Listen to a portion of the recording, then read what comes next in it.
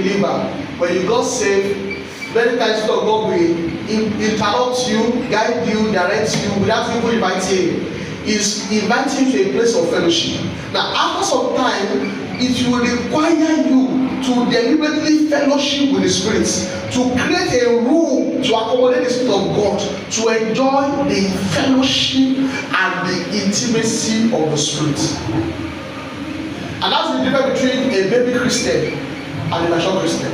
A mature Christian has come to a point where he has created room and time to accommodate the Spirit of God. For a baby Christian, you seek intervention of the Spirit at every given impulse, at every given opportunity. Just want the Spirit of God to interrupt things very well.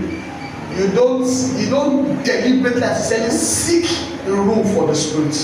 So that was Israel. Israel started with God deliberately trying to lead them without their approval.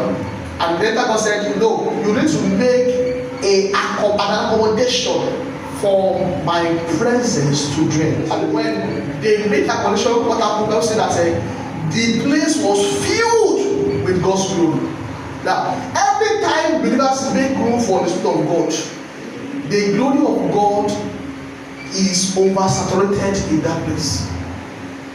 When you make room for God, the Spirit of God will find full expression in that place. When you create time to fellowship with God, it will be more of the Spirit's movement than you trying to perform or to do. And this way to invite the Spirit is to surrender to the Spirit, is to make room for the Spirit. And the things of the Spirit, the best way to flow in those things is to accommodate the Spirit of God in fellowship. So that was that when that temple was dedicated, what happened? Moses could not even minister. He had to now begin. So the Spirit of God took over someone that the Spirit of God ministering and not Moses again.